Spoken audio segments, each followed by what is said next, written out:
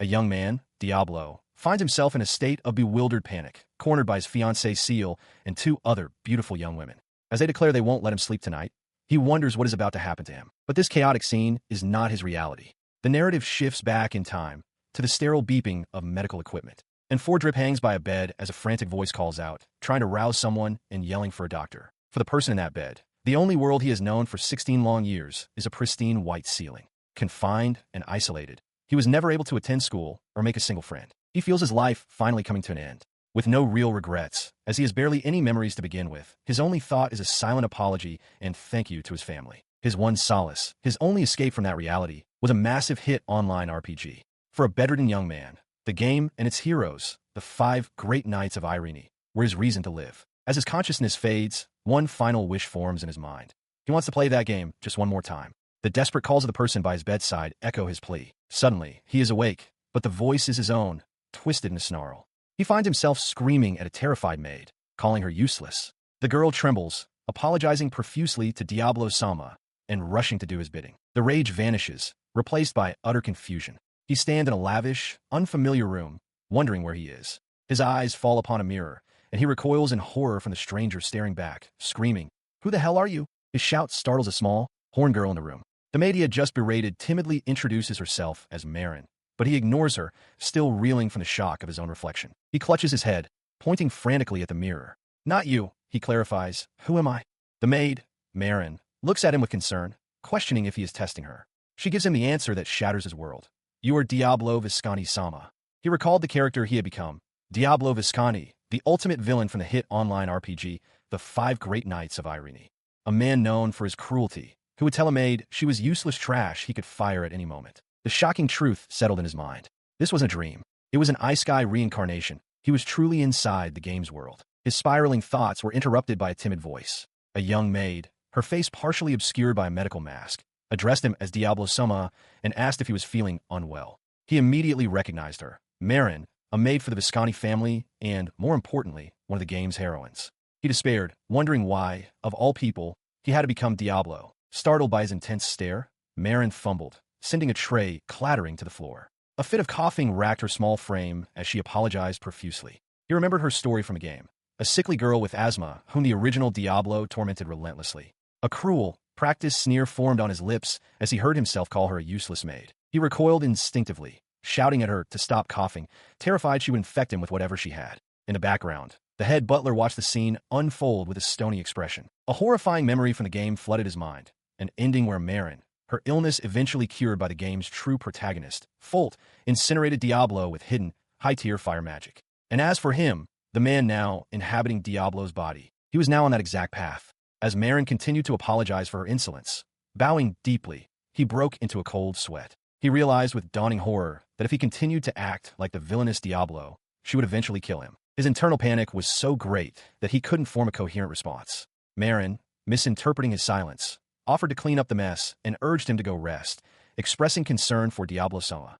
He was taken aback by her kindness, especially after how he had just treated her. He also recalled that, speaking of heroines, there was another one to worry about. Snapping out of his stupor, he urgently ordered Marin to call a taxi. He quickly corrected himself, shouting for her to summon a carriage. Marin could only stare, confused by the strange word taxi. Standing before the imposing gates of the Viscani estate, he considered his grim future. Aside from the ending where Marin killed him, the game held several other paths that led to Diablo's death. He had to deal with what he considered the biggest death flag of them all. He arrived at the gates of another estate, announcing to the guard on duty that he had come to see Lady Ciel. The gatekeeper, however, informed him that the young lady was not receiving visitors. Diablo insisted it was urgent, demanding to know when she would return, but the guard bluntly stated he wouldn't know. Another guard, armed with a halberd, stepped forward, questioning what Diablo had done to their lady. The tense standoff was broken by the sound of wheels on stone. Ciel herself appeared, being pushed in a wheelchair by her maid, her expression cold and distant. His eyes widened in horror, fixating on the wheelchair. He trembled as the realization struck him. This was the result of his character's greatest sin. He recalled the lore of the game. Ciel Deepwind, the Earl's daughter and his own fiancée, had been pushed off a cliff by the villain Diablo. His thoughts were interrupted by Ciel's maid, who stepped between them and coldly told him that the young lady would never see him again. She ordered him to leave. He desperately tried to call out to Ciel, begging her to wait and hear him out, but the guards blocked his path. The maid simply relayed her lady's last words to him. "If I ever have the displeasure of seeing you again, I will kill you." Having failed completely, He returned to the Visconti mansion late that night.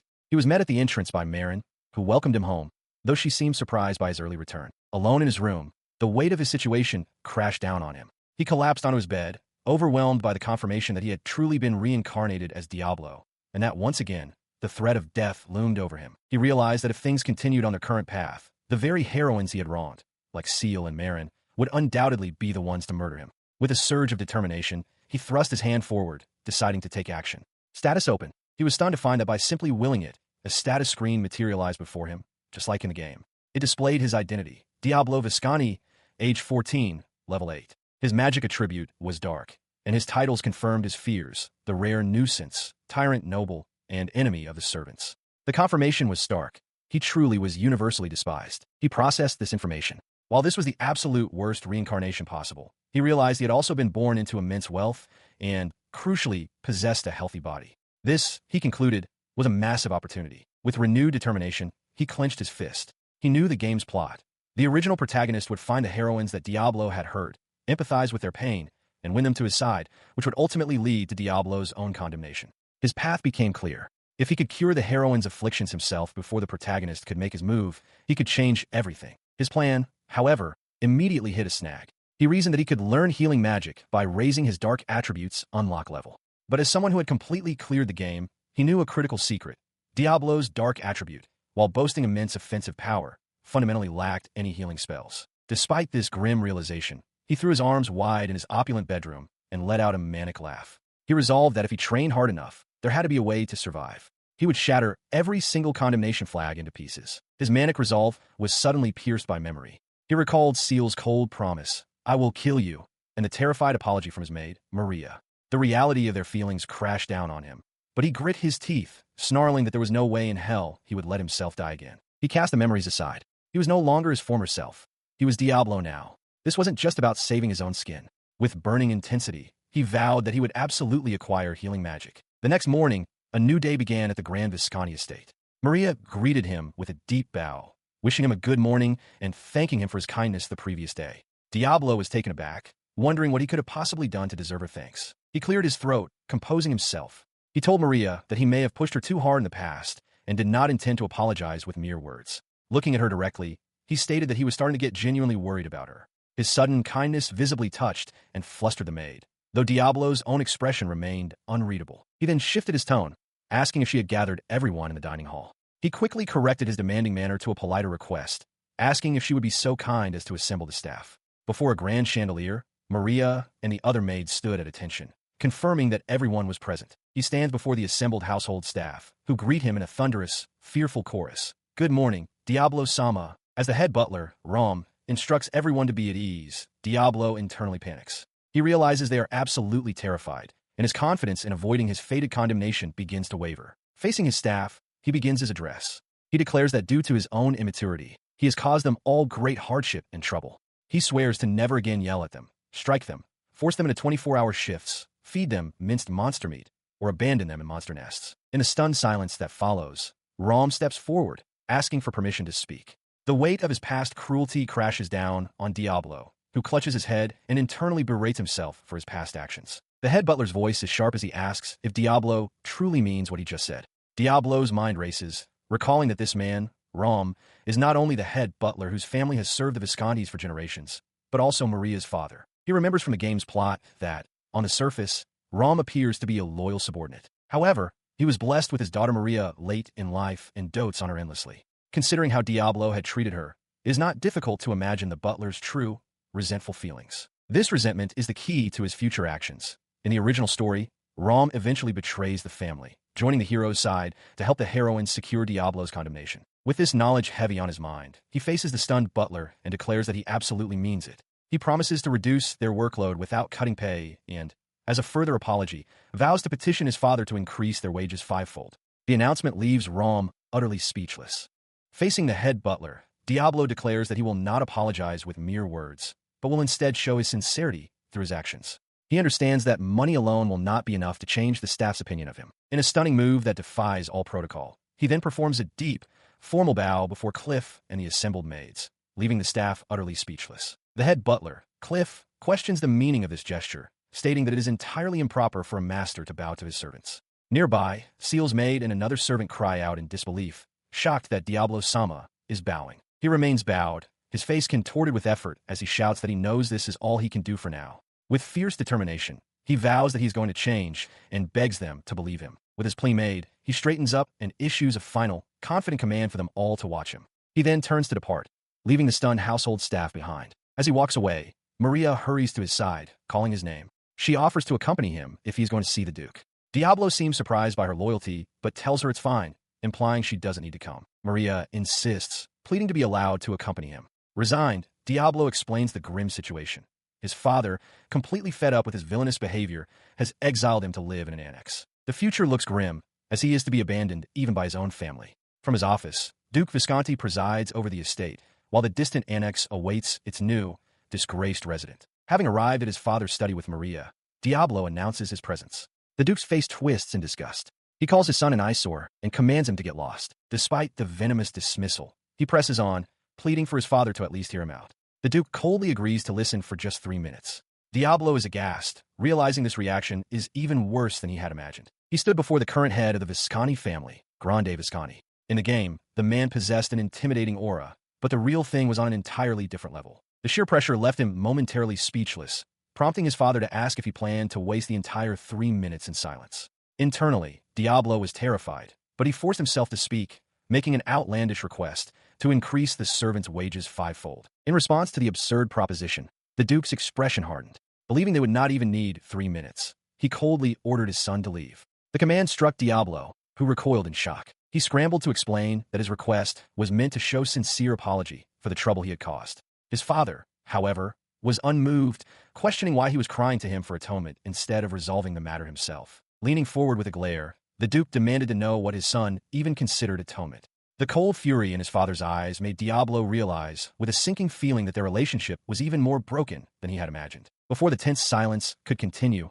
a new voice interjected. Maria stepped forward, requesting a moment of the Duke's time and formally introducing herself as Marin, daughter of the head butler Rom. After the Duke curtly permitted her to speak, Maria passionately defended Diablo. She explained that he had bowed his head to all the servants and made them a promise, insisting that he was trying very hard to turn over a new leaf and that his petition was part of that promise. Her words seemed to grant him renewed strength. He admitted that he was currently just an immature child, unable to accomplish anything on his own. He then declared with conviction that one day he would inherit the house and become a man capable of protecting the entire Visconti family, their relatives, and their servants. His father remained skeptical, questioning what turning over a new leaf would accomplish and whether it could undo past damages. The Duke stated flatly that he could not trust empty promises about the future. In response, Diablo bowed deeply, begging for the opportunity. The Duke cut him off, reminding him that his enrollment at the Irene Holy Knight Academy was approaching. He warned that if Diablo entered as he was, he would be ridiculed as a boy of empty words. The finality in his father's tone made Diablo's hope crumble as he realized it might all be useless. He stood before his father, who offered a single opportunity. The Duke declared that if Diablo could prove he had truly turned a new leaf before the Academy's enrollment ceremony, he would be granted his chance. Beside them, Maria watched with anxious eyes. Seizing the opening, Diablo's expression hardened with resolve. He stated that, in that case, he wished to receive specialized magic training. His father listened, a calculating look in his eyes. A cruel smirk spread across the Duke's face as he questioned if his son could truly handle it. He then agreed, announcing that he would personally select an appropriate tutor and training ground, and warned Diablo not to run away. The word training echoed in Diablo's mind, his resolve unwavering. Diablo stood outside and clenched his fist, loudly proclaiming that he would do his absolute best. He was then led to a dark cave on the estate grounds. A jolt of recognition shot through him. This was the Cave of Hypergrowth, a hidden high-level area from the game where both fatigue and experience gain were amplified 5-fold. Maria stood beside him, her expression filled with worry. Before the ominous entrance, Maria thanked him, promising to do her best to learn healing magic, but pleaded with him to take care of his health. A faint, determined smile touched Diablo's lips as he looked toward her. Her concern turned to confusion. She asked why he would go so far, reminding him that his magical attribute is dark, which should make learning healing magic impossible. Unfazed, Diablo declared that he would acquire it no matter what. Maria's heart skipped a beat at his conviction. He turned to her, his gaze direct, and revealed his true motivation. He was doing all of this so he could cure her illness. As he spoke, a sinister laugh echoed from the shadows. From the darkness emerged a small, horned figure floating in the air, Alcor.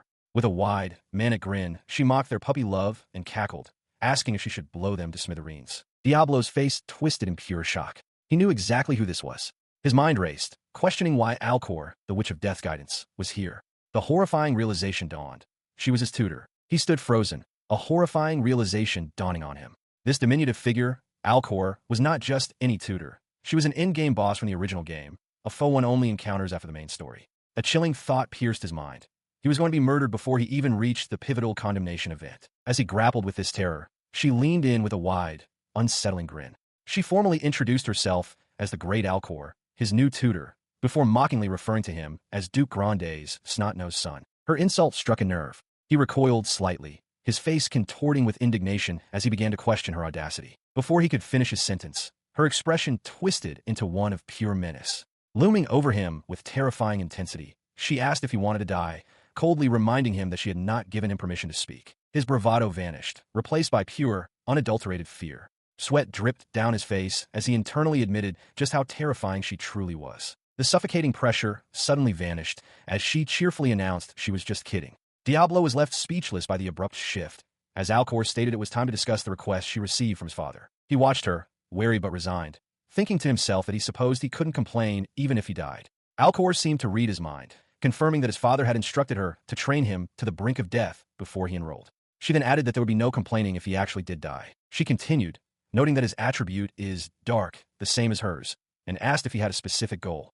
Diablo confirmed his ambition, to achieve a dark magic unlock level of 10. The declaration stunned Alcor, who exclaimed that even she, a master, was only at level 9. The absurdity of his goal was clear. Her shock gave way to a flicker of amusement. Seeing his chance, Diablo's resolve hardened. He declared that, if that was the case, he would simply have to surpass her and reach level 10, knowing internally that his very life depended on it. His bold declaration was met with a burst of manic laughter. With renewed, sadistic glee, Alcor announced that starting today, he would call her master. Her training regimen was simple. She would train him until he literally died. And so, Diablo's training for the Irony Holy Knight Academy began. As he departed, Maria saw him off, bidding him to stay safe. His training began not with magic, but with a grueling physical regimen. Alcor commanded him to run 100 laps around the lake, followed by 1,000 push-ups and 1,000 sit-ups. Straining, Diablo questioned if she had added an extra 0 to the numbers. Surprisingly, the majority of the training was focused on building basic stamina. For Diablo, who had been bedridden in his past life, the pure agony of the exercise brought with it a strange sense of joy. During a study session, he raised a hand to ask a question, addressing her as teacher. Alcor sharply corrected him, demanding he call her master. With a gleam in her eye, she then announced that, of course, they would be studying magic as well. She presented him with a textbook, but as he examined it, he grew confused. The book contained no information on healing magic whatsoever. 3 weeks into his training, things seemed to be progressing. As he struggled to complete his push-ups, counting down the last 100, Alcor watched him with a sinister smirk. It was then that the true nature of his training began to reveal itself. Suddenly, without warning, a massive boulder materialized from thin air and slammed down onto the very spot where he was exercising. He threw himself aside, just in time, crying out in shock. He stared in horror at the crater, wondering where the boulder had come from. In the distance, Alcor's maniacal laughter echoed. The chilling realization dawned on him. His master was legitimately trying to kill him. Her attempts on his life became a regular part of the regimen. While he was in the middle of his sit-ups, she blasted him with a torrent of dark magic. Even his laps around the lake were no longer safe, as he found himself falling into a massive pit trap that suddenly opened in his path. The hazards escalated further when powerful monsters began to appear. As a large, beast-like creature gave chase, Diablo screamed for his master's help.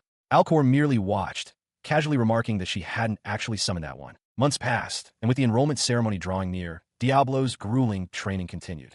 Upon his return from session, Alcor greeted him with a cheerful, almost mocking announcement of his arrival, calling him grub, while Maria also called out to them. He let out a breath of exhaustion as Alcor declared it was time for a break. A display materialized, showing his progress. He had reached unlock level 9. Maria, astonished by his rapid advancement, could only stare. Diablo, however, was pleased with himself, proudly asking Maria if he hadn't done a great job. He then explained his true motivation to the surprised maid. While it was common knowledge that dark magic was for offense and holy magic for healing, he revealed a loophole. If he could manage to reach the legendary unlock level 10, even a dark magic user could learn healing magic. Maria looked on, understanding dawning in her eyes that this was his ultimate goal. Unseen by the pair, Alcor listened from a distance, a thoughtful, almost predatory smile on her face as she considered his ambition to unlock level 10. As the brief respite continued, Diablo's hand trembled, a testament to the strain he was under. He looked up, sensing a shift in his master's demeanor, and asked if she was finished eating. In response, Alcor slammed her hand to the ground.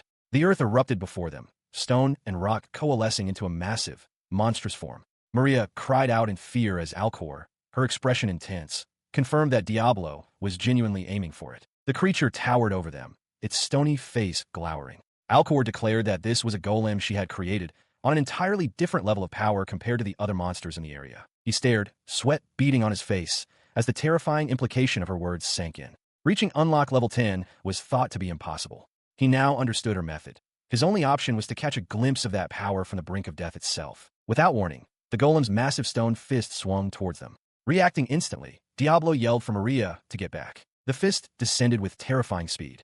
Thrown off balance and with no time to escape, Diablo could only watch in horror, convinced he was about to be crushed. As his life flashed before his eyes, Maria screamed for Alcor to stop the deadly trial. He desperately evades the golem's relentless assault.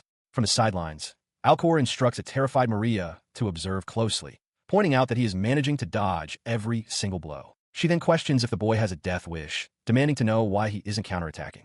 Internally, Diablo despairs, realizing that with no combat experience, this is an impossible task. With a manic grin, Alcor screams for him to die. The thought terrifies him as a horrifying realization dawns. Is he truly going to die for a second time? A memory of his previous life surfaces, a sterile hospital room, the place of his first death. The feeling from that time echoes in his mind. He does not want to die again. That desperate desire to live fuels his resolve. He clenches his fist, affirming that he cannot afford to die here. Maria, watching from the side, cries out his name in alarm. Ignoring her plea, he surges forward, channeling his power into a single, desperate punch against the golem's leg. The impact sends fractures racing up the creature's stone body. With a defiant roar, he declares that he will not let it end here. The golem lets out a final groan as it shatters completely, consumed by a blinding explosion of energy with Diablo at its epicenter. As the light fades, Alcor watches with keen interest, a soft ooh escaping her lips. Beside her, Maria can only stare, her hands clasped over her mouth in stunned silence. A notification materializes before him, displaying his status. His dark magic attribute has reached the impossible. Unlock level 10. A triumphant, relieved smile spreads across his face as he realizes he actually did it. Alcor acknowledges his success, a rare note of approval in her voice. Having faced overwhelming hardship and unlocked a new power, Diablo's resolve hardens. He knows the real challenge is just beginning. Now, he can finally learn healing magic. He raises his fist and swears that he will cure everyone. Inside a lavishly decorated room within the Visconti estate, Ciel Deepwind sits alone in her wheelchair, gazing out the large window. Her maid approaches, expressing concern that Lady Ciel has been staring out the window for some time. The maid then cautiously asks if Diablo has come to visit since their last encounter. Ciel murmurs that she understands now, concluding internally that people truly do not change. When her maid asks for clarification, Ciel simply replies, no. It is clear she still holds a deep grudge against the young noble. As a new day dawns, the sun crests over the horizon, marking the beginning of a grueling trial elsewhere. The scene shifts to Diablo and his teacher, Alcor. She explains that while dark attributes are typically associated with offensive magic, they are about to demonstrate its true calling. Standing at a distance, she prepares to cast a spell called Darkness Healing, and Diablo announces his intent to test the magic on himself first. He is enveloped by the magic. A pleasant warmth spreads through him, feeling as good as a hot bath. A jolt of realization strikes him. Not only have his wounds healed, but his fatigue has vanished completely, leaving him overflowing with energy. The pleasant sensation is abruptly shattered by a sharp smack. Alcor spanks him, laughing as she apologizes for not being able to resist his cute little butt. She explains that her daily training had made it hard as a rock, but now his peachy butt has been restored to its former glory. His embarrassment gives way to resolve. Clenching a fist, Diablo reflects that while this process was just grinding for experience points in the game, doing it in reality was incredibly tough. He turns, apologizing to Marin for the wait and declaring he can now cure her illness. He turns to an empty space. The barren training ground is deserted. Confused, Diablo looks around and calls out, "Where's Marin?" He stood with Alcor, who explained that the young maid had returned to the mansion to fetch medical supplies for his injuries. The irony was not lost on him. He was supposed to be the one doing the healing. Meanwhile, inside the mansion, the head butler, Rom, walked down a long corridor, steeling himself after thinking he heard his daughter Marin's voice. His resolve hardened as he approached a room, only to burst in and find Diablo and Marin together. "Diablo-sama, this is my first time," Marin said nervously, to which Diablo replied, "Yeah, leave it to me. I entrust my entire body to you." Hearing this, Rom's face contorted with rage as he demanded to know what they were doing. His sudden intrusion left Marin stammering in shock, crying out for her father. Diablo, equally surprised, asked the head butler what was wrong and why he had burst in. The butler composed himself for a moment, clearing his throat.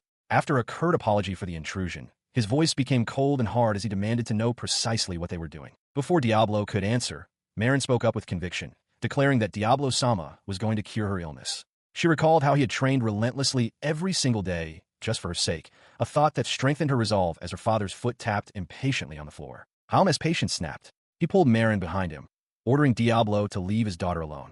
As Marin cried out in protest, her father roared that she meant everything to him. The girl was stunned, wondering how her father could say such a thing to someone who had worked so hard for her benefit. As Diablo watched the tense exchange, a bead of sweat tracing its way down his temple, Marin began to explain. She told him that her father's service to the Visconti family was not merely out of loyalty to the Duke, but for her own sake. He had lost his wife long ago and had raised her entirely on his own. Diablo attempted to de-escalate the situation, pleading for Rom to listen and understand that he only wanted to cure her illness. The butler, however, was resolute. He declared that he had endured humbling himself before Diablo, despite the cruel treatment he'd shown Marin, all for the sake of her future. But he could not permit a situation that might worsen her condition, demanding to know how Diablo could possibly succeed where every doctor had failed. His voice dropped to a low growl, his eyes narrowing with menace. He warned Diablo that if he intended to bring any more harm to his daughter, he was fully prepared to take him down, addressing him formally as Diablo Visconti-sama. The threat left Diablo completely bewildered, internally screaming about how the situation had devolved so drastically when his only goal was to treat Marin. As Marin cried out to her father, a faint, crackling energy began to emanate from Rom's hand. He took a single, resolute step forward, his intent clear. Before the butler could act, a desperate cry cut through the tension. "That's enough," Marin shouted, tears streaming down her face as a powerful aura erupted around her, startling both Diablo and her father. Following the outburst, Rom stumbled, clutching his chest. Forgetting the hostility, Diablo asked if he was injured. He internally noted with alarm that Marin's powers might be awakening, but Rom was focused on the strange flame around his daughter, demanding to know what it was. Ignoring the butler's question, Diablo placed a hand on his back, channeling a spell he identified as darkness healing. Rom flinched, surprised, realizing this was not an attack, but something else entirely. The healing magic coursed through him, and an unexpected wave of intense pleasure washed over Rom, causing him to let out an involuntary, ecstatic cry. He stood bewildered, questioning the strange sensation that had just passed through him. From across the room, Marin called out to her father, while Diablo looked on, equally perplexed by the butler's reaction. As the feelings subsided, a realization dawned on Rom. He flexed his arm, discovering his chronic ailment. A frozen shoulder was completely cured. His suspicion turned to hope as he asked Diablo if this dark attribute's healing magic could truly cure Marin. 2. Marin called out to him again. With his decision made, Rom turned his back to Diablo and declared that he was leaving his daughter in his hands. In response, Diablo placed a hand over his heart, vowing with grim determination that he would absolutely cure her. A memory flashed through Diablo's mind. Learning the darkness healing spell, he now understood its bizarre side effect. It induces intense pleasure. His face flushed with horror as he realized what he had just done to the stoic butler, and what he was about to do to Marin. Back in the present, Marin took a tentative step forward. Concerned by her movement, Diablo immediately asked if she was all right. Her father shouted a warning, telling her not to run lest it trigger an attack. But Marin, beaming, called out to them both. She joyfully declared that she was running and could breathe perfectly fine, demonstrating her miraculous recovery as she moved with newfound ease. She stares at her hands, tears of joy welling in her eyes as the reality of her situation sinks in. Her illness, she realizes with a radiant smile, is cured. Beside her, Rom lets out a choked gasp, overwhelmed with emotion. The butler, his stern composure finally broken, turns to Diablo. He declares that to atone for all his past insolence, he wishes to continue serving him. Diablo looks back, simply stating that he is glad for Marin. His words are met with deep gratitude from Rom. As Marin celebrates with boundless energy in the background, Diablo smiles warmly and cautions the butler not to push himself too hard, reminding him that he too just recovered from his frozen shoulder. The sheer joy of the moment is almost too much for Marin to process. She wonders aloud if this is all a dream, before breaking into unrestrained, happy laughter. Her laughter fades as a memory surfaces, kneeling before her father, being called a useless maid. She recalls her sorrow, thinking how everything up until this moment felt like a nightmare, and how her father has truly turned over a new leaf. This realization solidifies her devotion. She internally vows that from this day forward, Diablo is not merely her master, but the person she admires most. She will continue not just to serve him, but to adore him, until the very end of her life. His purpose clear, Diablo's expression hardens with resolve.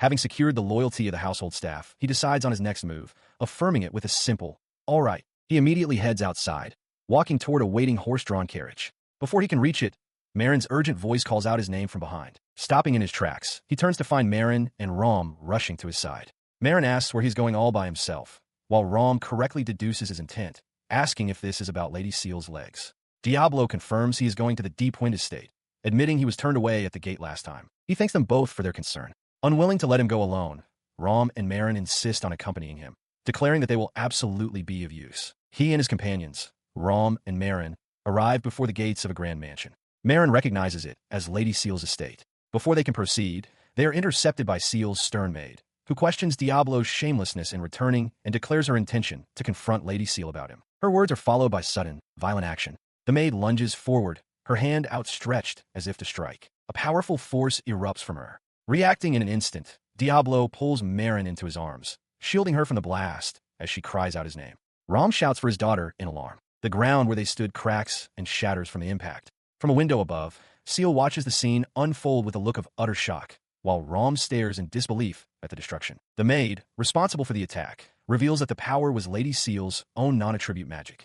With the window behind her shattered by the sheer force, she furiously demands if Diablo now understands the depth of Ciel's feelings for him. Diablo's face hardens with anger. Before he can speak, Marin defends him, shouting that he genuinely wishes to heal Ciel's injuries. The maid retorts, accusing him of toying with Ciel's heart and body, first hurting her, and now expecting to heal her on a whim.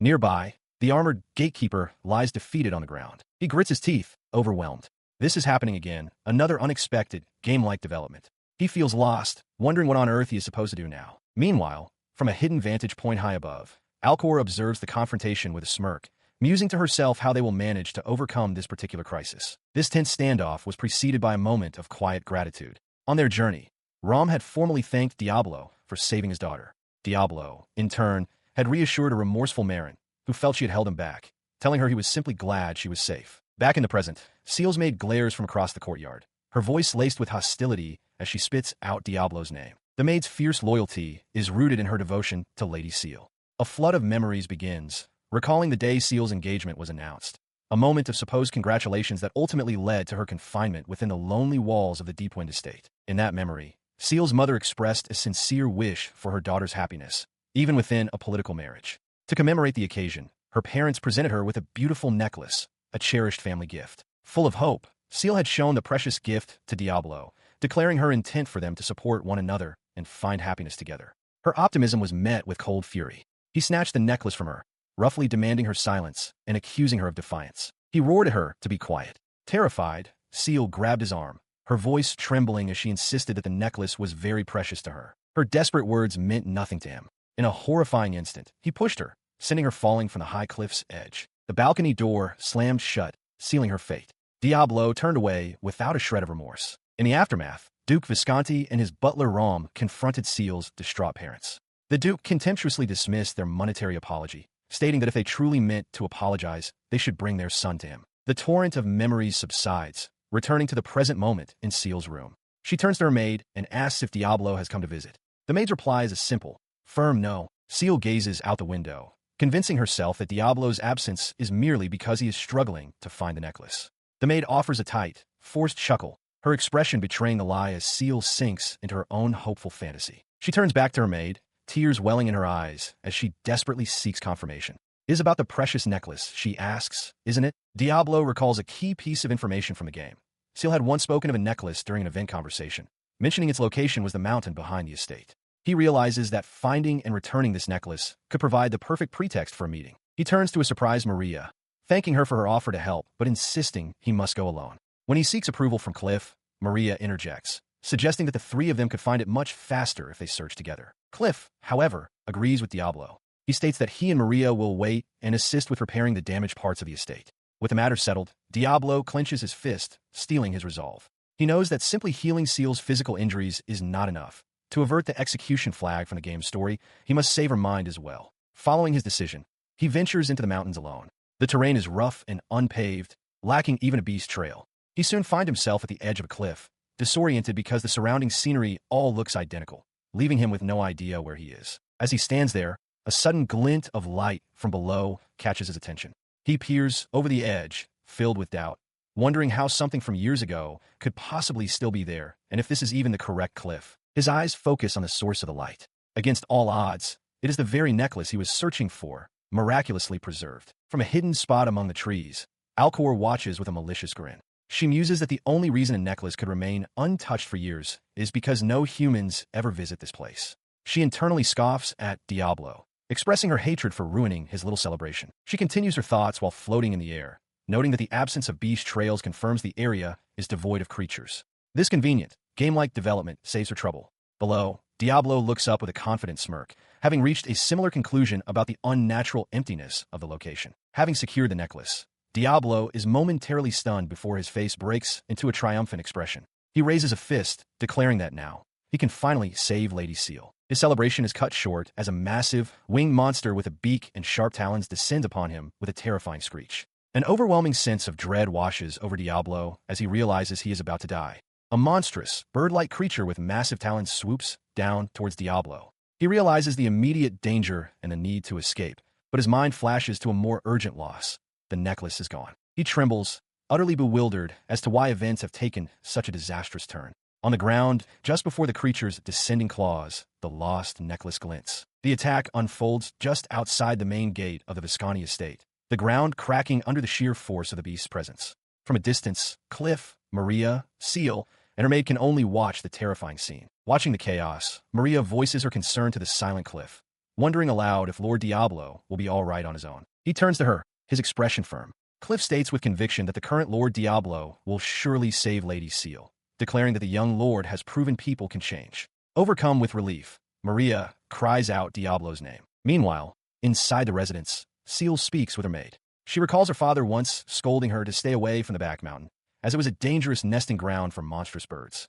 She finds it hard to believe a creature from so many years ago would still be there, noting this was likely a reason Diablo fled. Her thoughts then drift to the item he was searching for, a necklace. Her maid's demeanor turns icy. She remarks that if he's attacked by the birds, there is no one to help him, adding that not a single person in the mansion has forgiven the man. Stunned by this coldness, Ciel looks at her maid with dawning horror and accuses her of plotting the entire event. The maid remains impassive, her gaze fixed. She states that what they should truly expect from that man is not a simple return, but a life-risking apology for the young lady. From a distant vantage point, Alcor observes the scene. She communicates directly into Diablo's mind, questioning his hesitation.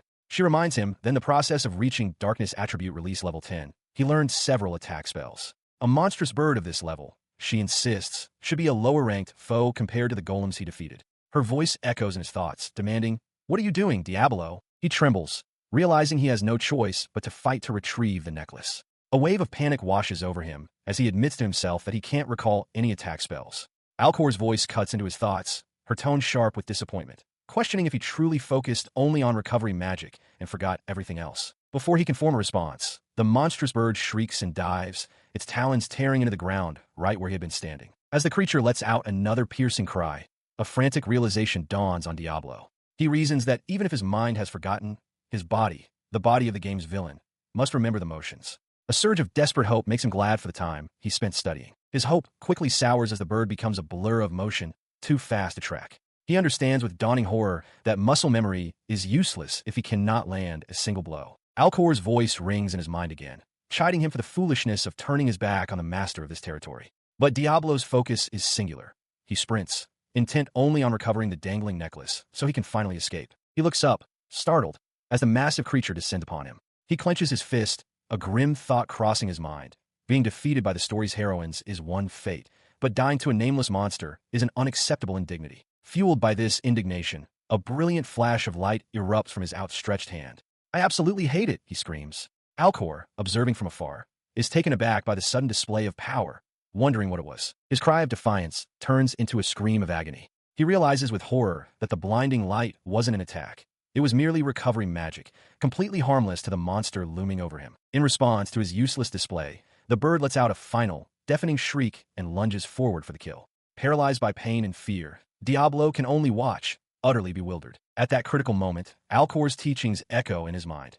Concentrate consciousness into the fingertips, then release it all at once. As dark energy begins to swirl around his hand, a spark of understanding ignites within him. He sees his opening. This is his chance. He unleashed the gathered energy in a cataclysmic blast. Tendrils of pure darkness erupted from his hand, tearing through the air and enveloping the monstrous bird. The creature was instantly shredded by the violent magic, its form disintegrating as the shockwave threw Diablo backward through the air. Landing hard on the ground, he let out a breath of relief.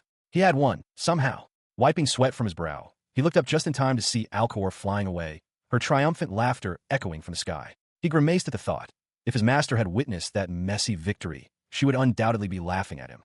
Diablo finds Marin covered in mud and wounds. She tries to laugh it off, claiming she just fell, but he is clearly angered by her state and vows that Marin will punish whoever is responsible. His search concluded, he triumphantly holds up a glowing hexagonal necklace, exclaiming that he's found it.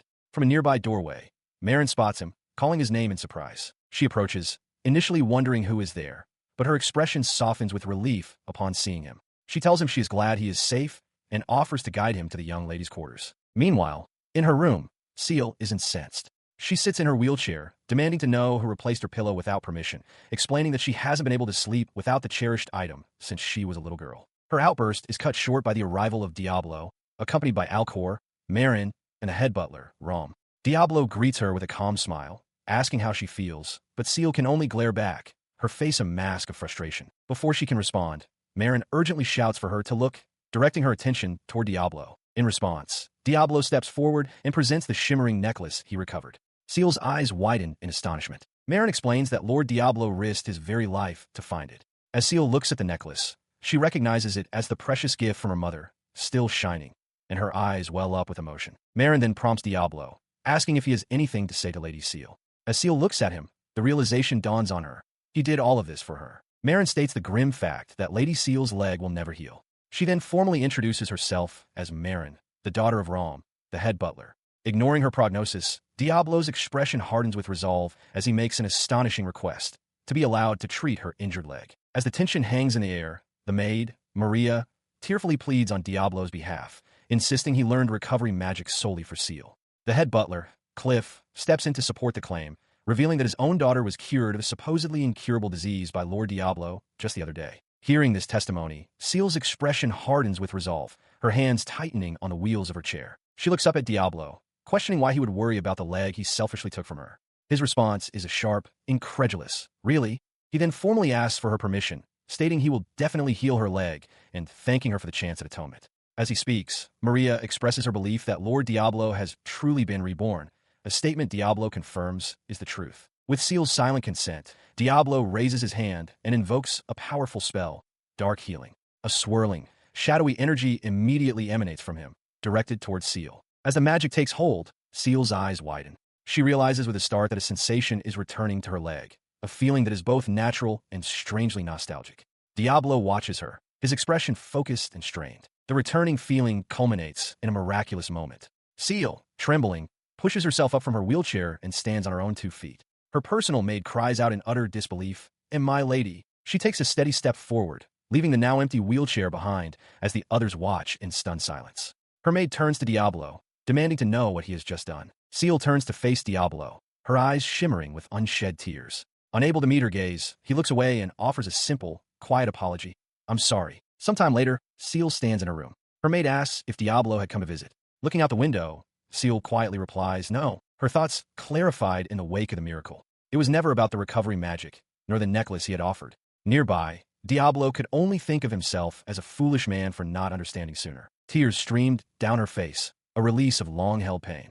Just a few simple words of apology. That was all it took to reach her heart. The memory of his plea was still fresh. Diablo had vowed to continue facing her with all his heart, asking only that she might acknowledge and forgive him someday.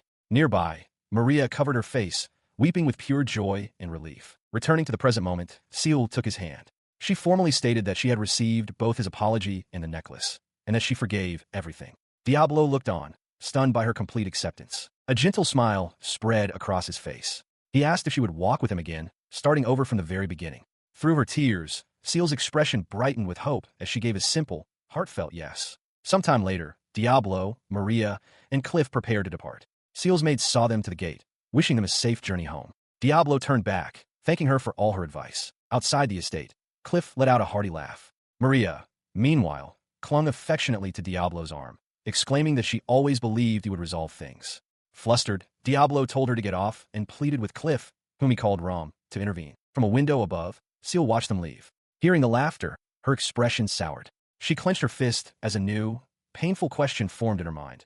What, exactly, was the relationship between Diablo and that servant?